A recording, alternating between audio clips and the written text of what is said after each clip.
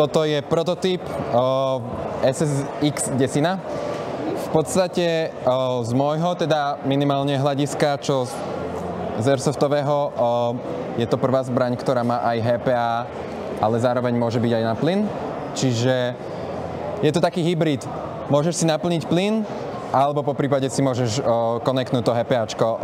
Čo Novridge odporúča je, že keď teda chceš používať či na jedno alebo na druhé a potom náhodou by si to chcela zmeniť, tak treba to vyprázdniť. Čiže keby napríklad teraz to odpojím, tak ono je to stále natlakované, čiže ja viem ešte párkrát vystreliť.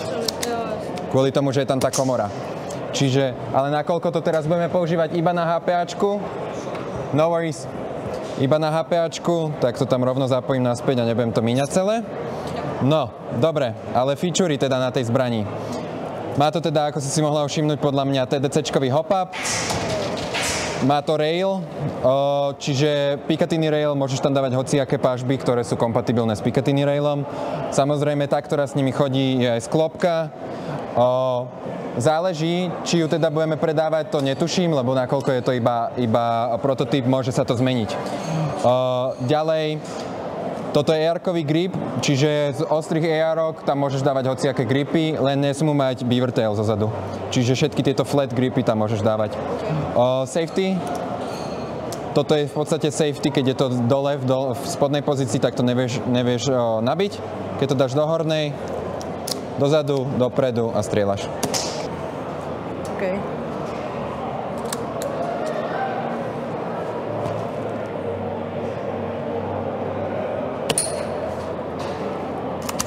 Počúva, to jde nějak snadno. No, a toto sa stalo práve preto, lebo ty to potrebuješ vždy dotlačiť dopredu. OK. Tak. A koukám tady, já se nemůžu než zeptat na tu růžovou. Na tú rúžovú zbraň? To je naša SSR 9, ktorá sa dá dokonca aj takto kúpiť, čiže vieš ju takto dostať rovno z krabice. Bohužiaľ, nakoľko toto sme v Nemecku, takže iba semi, takže je vmarkovaná, ale mala by byť nabitá a všetko by malo byť. V normálnej verzii ešte aj precocking vieš nastaviť, čiže by to bola ešte lepšia odozva. Jasně. Takže to tam má nějakou tu procesorovku? Áno, tam je procesorovka, teda tá Novridgeová, a tam sa dá teda nastavať tých 5 stupňov precockingu. Normálne v tejto je nastavená 3, ale vedela by si ísť až do 5, čiže záleží, že jak snappy to chceš. Tak potom toto skorej, keď je to menšie, nie? To je zase DSGčko, čiže to je v podstate to isté, ale s DSGčkovým gearboxom, čiže áno, strieľa to ešte viacej, čiže vyskúšaj.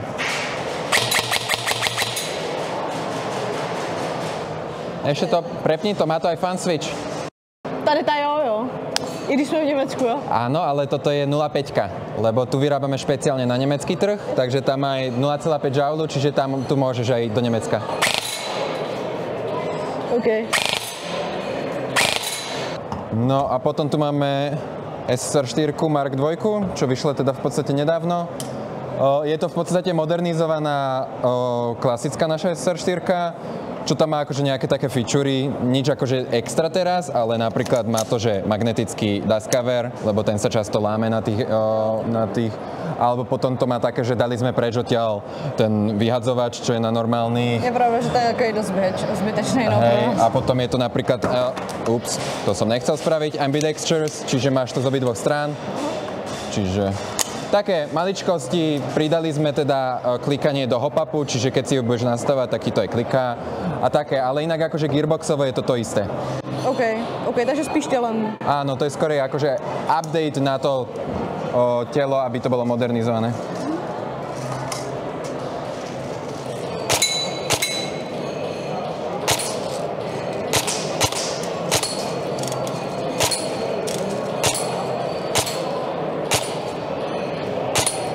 A co musím uznat, tak má to LPVOčko má pěkný obraz.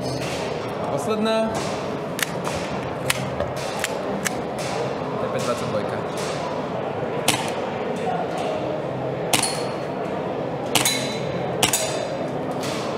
No příjemný bloubek, je zajímavý tady to řešení na ten scope.